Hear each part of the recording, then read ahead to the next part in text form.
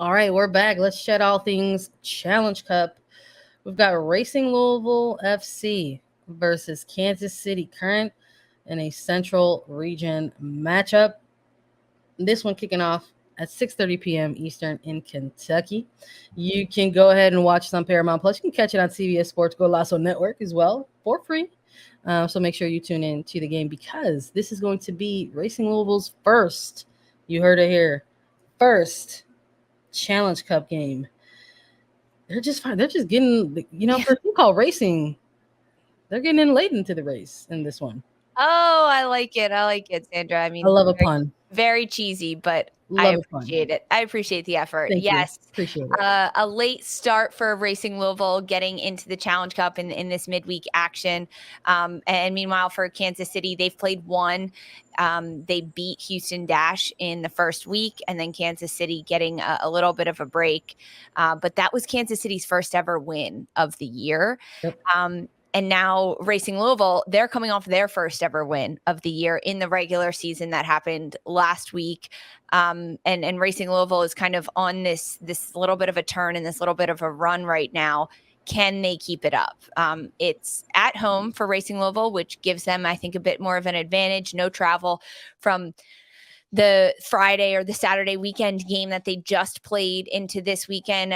Of course, the Challenge Cup is broken down into these like regional geographical areas. So honestly, not too much travel between both of these sides. But for this one, I like this battle. I'm interested to see what we're going to see from Kansas City side, because this is a Kansas City team that is coming off of a back-to-back loss that they struggled with. And in this most recent game for Kansas City against San Diego, it was at home. We just talked about the record attendance that they had there, but we saw a different formation from interim head coach Caroline Twablum, lining up with a 4-back and then changing the midfield. And you and I talked about it in our recap of the weekend.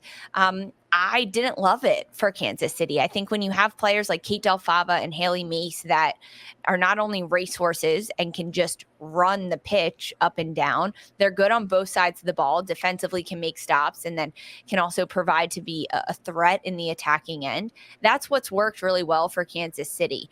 And they went away from that last week because they went to a 4-back. So Mace and Del Fava didn't have as much freedom to explore and go down the pitch. So that was something that I think Kansas City struggled with. Now, they've gotten one game under their belt with that. Caroline Twablum talked about how she wanted to play with a 4-back. I wouldn't be surprised if we see that again in the midweek Challenge Cup, for them to get another run out there with the 4-back. Yeah. No, I hear you. I think, look, that was a long time ago. It feels like at this point when we spoke about Kansas City in a news and notes segment, it was to talk about the dismissal of Matt Potter, and maybe sometimes when you have a jarring thing happen like that, it kind of is a springboard for some results for a team. And maybe what we are seeing is some of that energy kind of like wearing off a little bit. Like sometimes that former coach dismissal type of energy kind of wears off a little bit. And maybe this is the week where Quablon could try to reset some things for the team, like you mentioned, whether it's tactically or rotation question mark, because I think something that we need to talk a little bit too is the fact that what we could see midweek from these two teams in a Challenge Cup game, because they literally have a quick turnaround and face each other again in the regular season. So if we're like looking at a Challenge Cup game, if you're Quablon for the Current, if you're Bjorkagren for Racing, how much are you getting your team to buy into a midweek Challenge Cup game? I think if you're the Current, you've already got your hat in the race in this one. You've picked up 3 points in the Challenge Cup already. If you're Racing, you're just getting into this. And it's not even that you're just getting into this as a Central Region team. You're literally just getting into this as a team, period, across the board in Challenge Cup. Every other single team, whether it's an East, West, or Central Region, have already had a game under their belt for Challenge Cup. For Racing, this is their first. So do we see a ton of rotation for Racing in this Challenge Cup game? in order to look ahead to the regular season against Kansas City one more time on Saturday, or do they? Do you think Bjorkgren and Racing put all their eggs in this basket and say we're going to go out there and get this game? To be honest, I'm not sure. I think it's case by case, Yeah, team by team, how much stock they're putting into the Challenge Cup matches. Now, as you talked about, Racing Louisville is a game behind the rest of their central region. I do think they want to pick up points. That could be a draw, though. I don't. This is so tough, right? Because you have this Challenge Cup game, and then you have to go play them in regular season. And I think both of these teams are going to have a little bit more interest in winning the regular season at this point. Now, can you use this first game as like a trial run? No, I don't think we're going to see that. I think we're going to see different lineups, perhaps different stylistic things. Yeah. It's not going to be, if you watch Wednesday night's Challenge Cup game between Louisville and Kansas City, and then the weekend's regular season game between Louisville and Kansas City, they're going to be different matches. Yeah. That's just what I'm predicting. You don't want to show too much of your cards in this midweek game and still provide a little bit of a surprise on the weekend for your opposition. I feel you. Okay. Well, let me ask you this then. When we're looking at these two teams, who do you think has the deeper bench?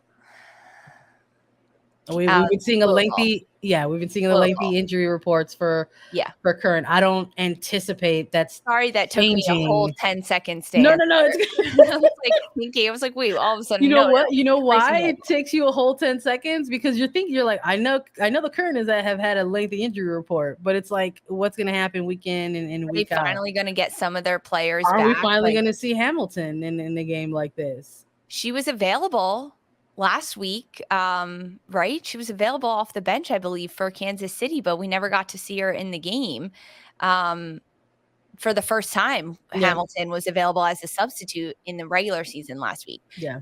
Frankly, if you're working a player back into the mix, do you give her minutes in Challenge Cup or do you just let her rest? I mean, if we see Hamilton 10 minutes at the end of this game, like, I'm not expecting much. Yeah, I'm very curious about what the concept of like player rotation is for Quablon versus Bjorkgren in a game like this, knowing they have another one against each other in the weekend that counts for the regular season. So, all right, let's lay it out, cards on the table. Let's make a pick. Let's make a prediction. Do you have a winner, a loser, or are you going to lean into the draw in this one?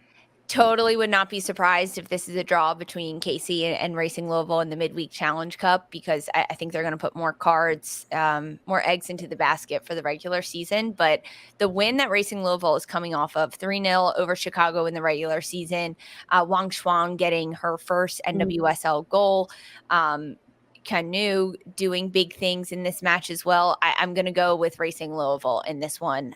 If it's not a draw, right? I hate to put a qualifier on it. That's why I'm going to go with Louisville. But I mean, if it's a draw, I'm not going to be surprised. I think the other question mark is for Kansas City goalkeeper position. Yep.